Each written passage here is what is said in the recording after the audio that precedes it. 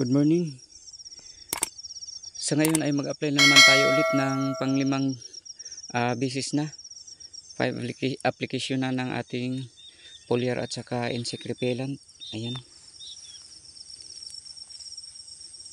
Almost 100% na ang nakalabas ng bunga ng ating palay. Ito ang ating tangki. Maagang maaga tayo dahil aabot to ng 8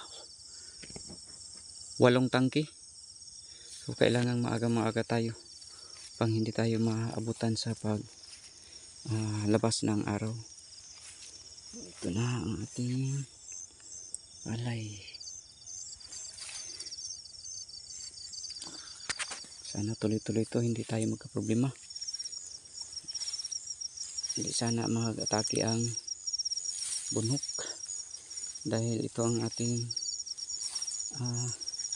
kinatatakutan na baka mag-atake. Mahirap patalin dahil nandoon sa ilalim, at dito lang tayo sa itaas na bahagi mag-a-apply, lalong-lalo na walang tubig. Sana wala naman nakikita nating mga rice bug, pero kailangan tayo mag-apply upang may depensa na ang ating palay, dahil sa susunod na araw ay mag-ano na to, gatas-gatas tawag sa amin, yung may silid na ang butil, may parang ano na gatas. Ito yung nakayuko ay may silid na yan, so dyan aatake ang mga rice bug or piangaw. So, kaya magdepensa na tayo ng insect repellent. Ayan, almost 100% na.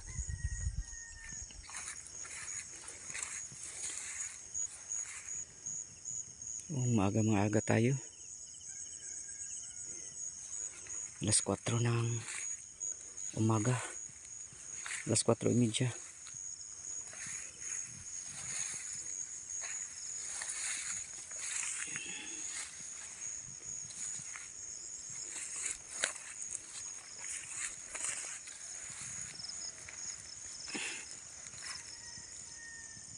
Malapit na.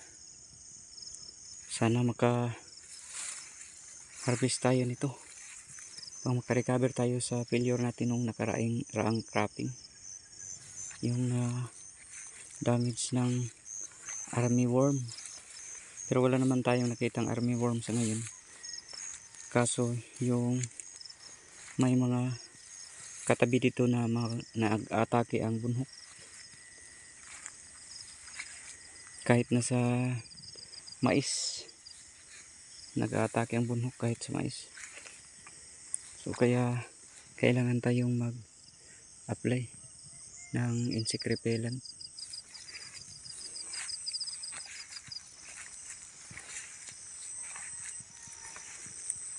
Lapit-lapit na to guys.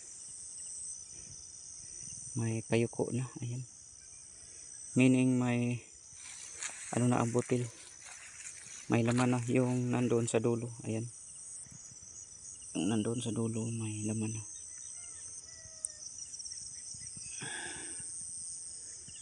Ayan. Lapit na alas 5.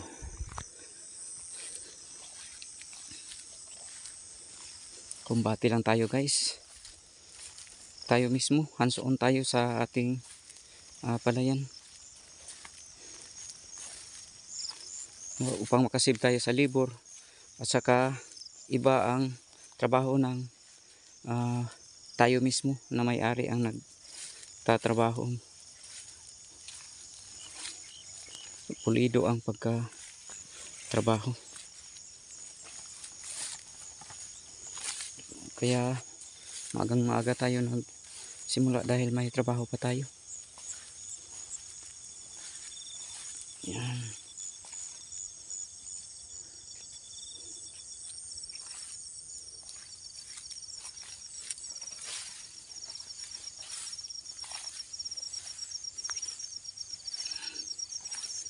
almost 100% flowering stage. Salamat at nakalabas na lahat. Payuko na.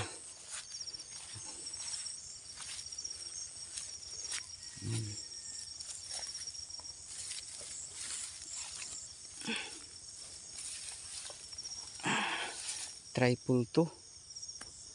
Ito ang unang area natin. May mga nakasagol na binhi. May nahalo. Hindi natin kinuha dahil palay pa naman yan. Ayan. Ang dagdag palay. Ayan. Oh. Ang ganda ng ating panahon ngayon. Ayan.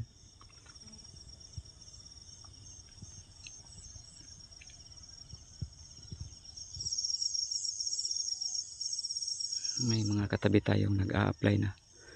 Maagang-maagang nag-a-apply. Ayan. Yung mga may ilaw. Nag-i-spray yan. Ayan. Oh.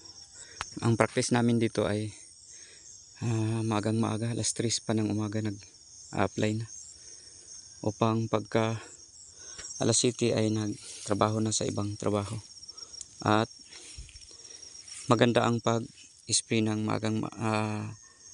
maagang-maaga dahil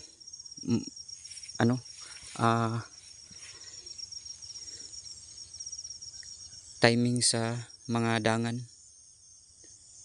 Yung iba ay naggamit ng contact, so kailangan yan na maagang-maaga dahil nandiyan ang mga dangan or insects.